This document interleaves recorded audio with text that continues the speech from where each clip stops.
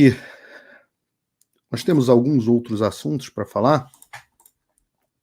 Eu vou chamar aqui o David Agape para falar sobre essa reportagem absolutamente incrível que ele publicou e que eu recomendo muito a vocês aqui que leiam. Ela está também no canal no portal do Paulo Figueiredo Show, mas a gente ouve falar sobre um tal de um gabinete do ódio há muito tempo. Tem anos dessa história maluca desde que o Bolsonaro assumiu a presidência. E é uma história que nasce até de uma questão pessoal, né? de uma questão pessoal de um comentarista até muito inteligente, que foi da Jovem Pan, não vou citar o nome dele aqui, mas é um comentarista muito inteligente, muito capaz, mas que entrou numa celeuma pessoal, a gente chama de Bolsonaro Derangement Syndrome, contra o Bolsonaro. Ele partiu para criticar o Bolsonaro e aí sofreu as represálias disso na internet, e com isso ele publicou uma reportagem, se eu não me engano, à época na revista Cruzoé, sobre o gabinete do ódio. E isso ficou muito conhecido, isso foi uma coisa muito conhecida, ficou uma coisa, passou a ser um jargão utilizado, né? E a ideia do gabinete do ódio é que existiria uma coisa articulada, né, entre os deputados, seus assessores e perfis pagos, né, os blogueiros de crachá, era como chamavam na época, os blogueiros de crachá, porque foram nomeados nos gabinetes de deputados para atacar opositores do Bolsonaro. E isso serviu como muito base, foi utilizado como base para o inquérito das fake news, principalmente para o Atos Democráticos, que depois se transformou em milícias digitais, e era uma teoria da conspiração absurda, né? Uma teoria da conspiração porque, ora, coitado, se soubessem o nível de desarticulação dos deputados e da direita brasileira, vocês ficariam decepcionados, profundamente decepcionados. Eu ouço isso dos próprios deputados.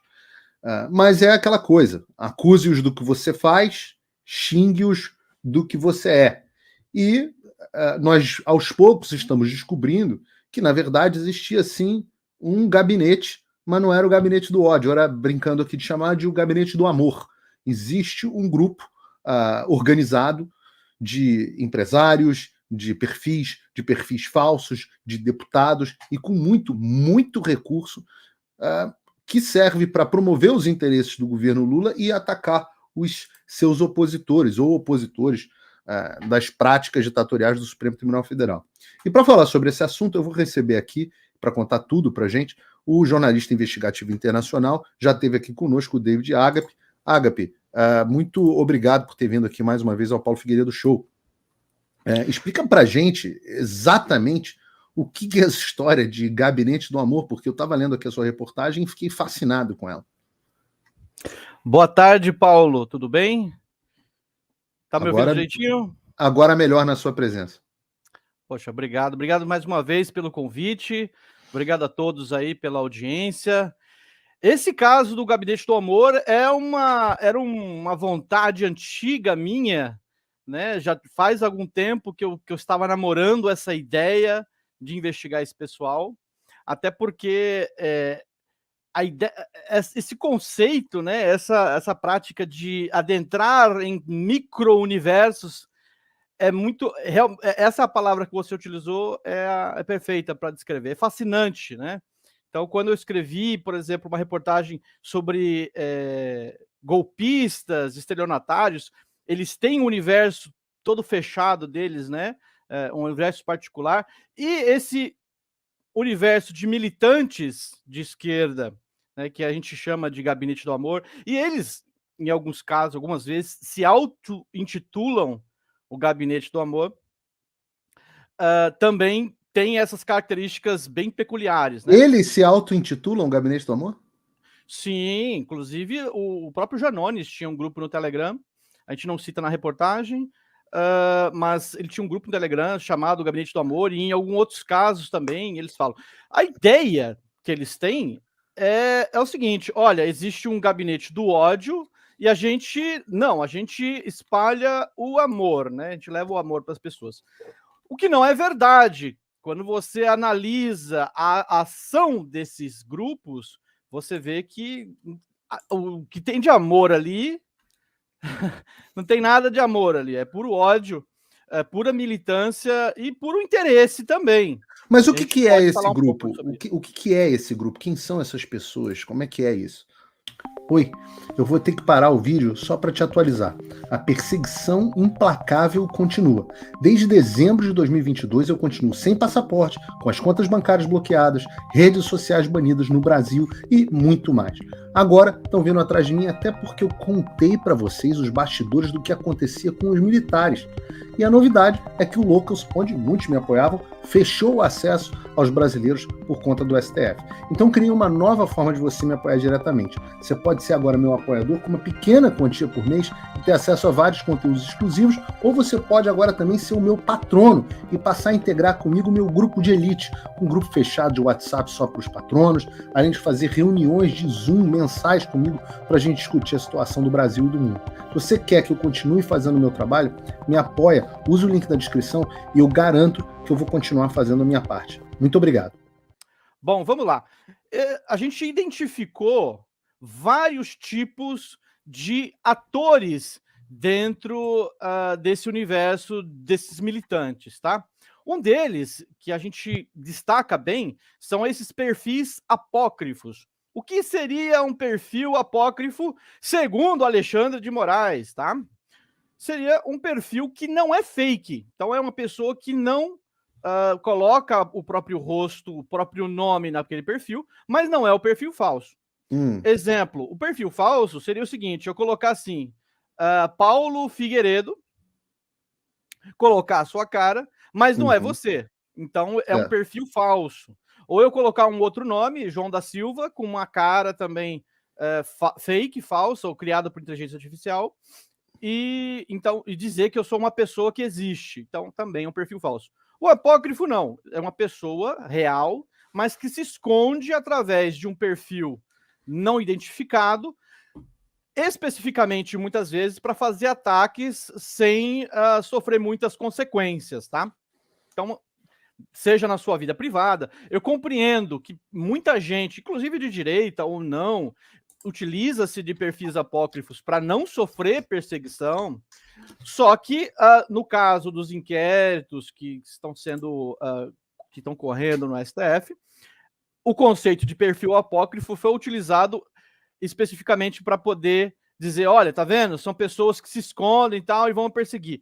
E teve quebra de vários perfis de direita que não se identificavam. Agora, a esquerda faz a mesma coisa, só que teve pedido judicial, inclusive, para identificar o perfil Jair Me Arrependi, que fez vários ataques ao governo Bolsonaro, mas não teve essa quebra, até porque houve uma campanha maciça dentro da própria imprensa para poder proteger essa pessoa, tá? Peraí, então tinha um perfil que chama Jair Me Arrependi. Sim. E aí houve uma decisão judicial para que... Para quebra de sigilo. E não quebraram? Não quebraram. O pedido da queda de sigilo, inclusive, foi feito pela campanha do Ciro Gomes.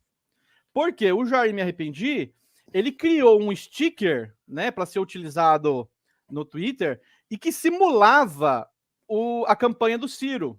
Só que colocava, ao invés de ser prefiro Ciro, era eu prefiro Lula. A campanha do Ciro ficou muito, assim, irritada com isso e entrou com esse pedido de quebra. Foi autorizado pela justiça, mas não teve andamento depois, porque esse perfil, já me arrependi, tem as costas quentes, por assim dizer, tá? Então, durante a CPI da pandemia, só para destacar, tá? Esses perfis foram criados logo após a eleição do Bolsonaro, se espelhando, isso a gente lembrando agora da nossa última conversa sobre o complexo industrial da censura, que o Brasil se espelha no que aconteceu nos Estados Unidos, no exterior, esses perfis também. Então, se inspiraram numa iniciativa americana, que seria o Trump Regrets, seriam supostamente, tá? funcionários do Deep State, do governo americano, que, insatisfeitos com a eleição do Trump, fizeram esses perfis também apócrifos para poder criticar o governo.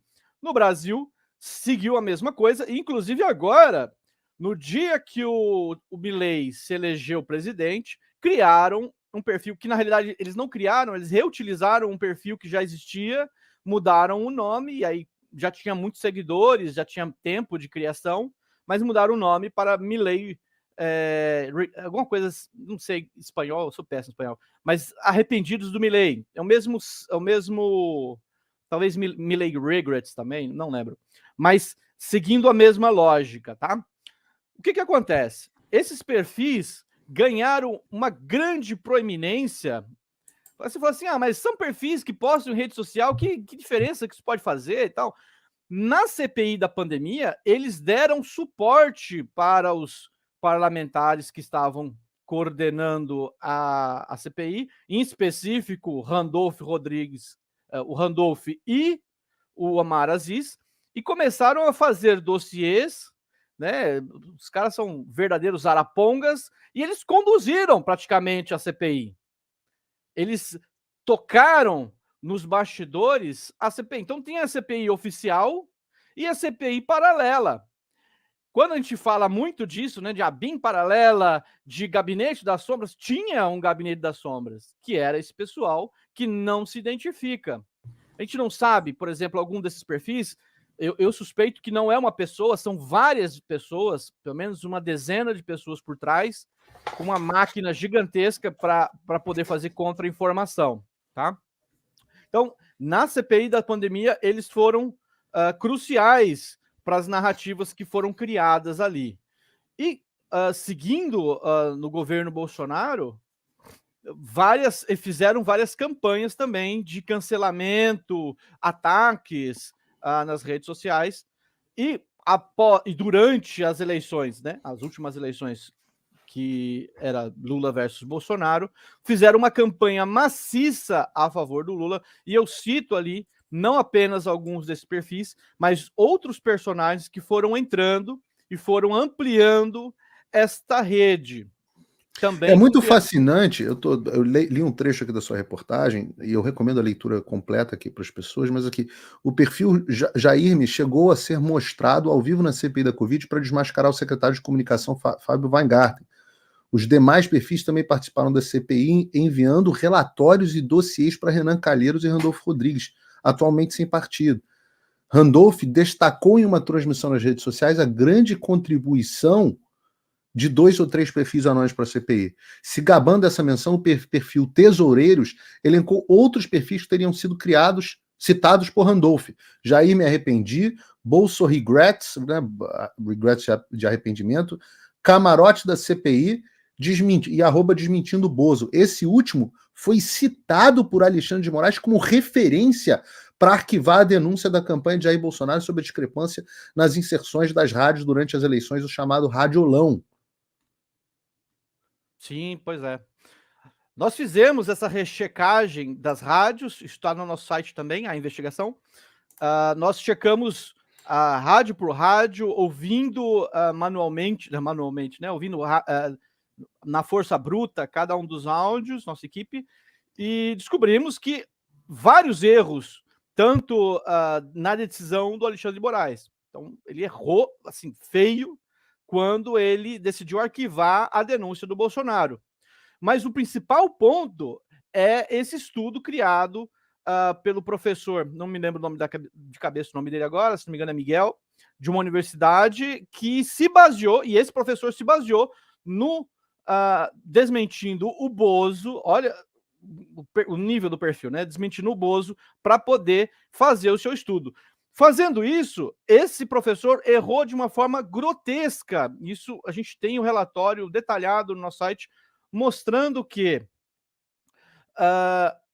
essa rádio específica que eles utilizaram como referência, que eles fizeram um estudo, então nós fizemos análise de todas as rádios que foram disponibilizadas.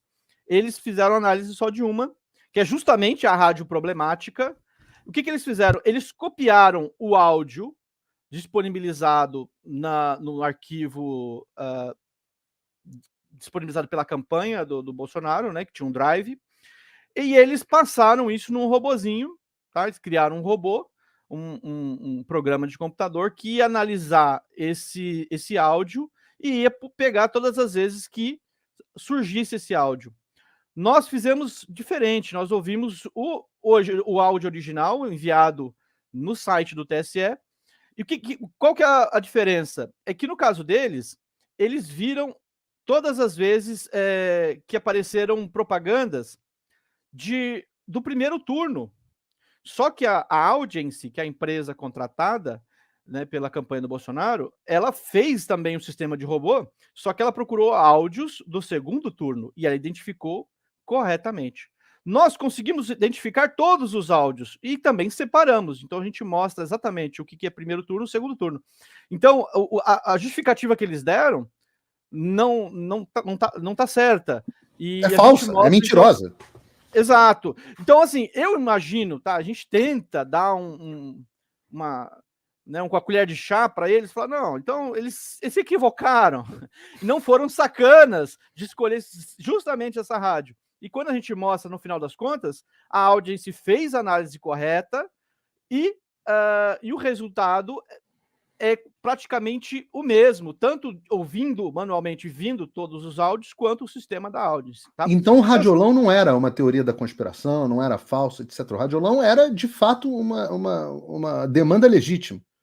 Exato. O radiolão, ele é, inclusive, um dos pontos que poderiam ter sido mais trabalhados, né, depois das eleições. Eles morreram de medo. Deve ser acompanhado agora nessa eleição municipal. A gente pretende fazer uma análise também seguindo o que a gente já fez nas últimas eleições, porque isso, principalmente em cidades do Nordeste mais afastadas, a rádio é o principal meio de comunicação que as pessoas têm. Então, você tem rádios lá que o radialista conversa com as pessoas, olha, Dona Maria e tal, e aí rolando aquela discrepância imensa entre a campanha do Lula e a campanha do Bolsonaro. Isso não tem muito controle, tá?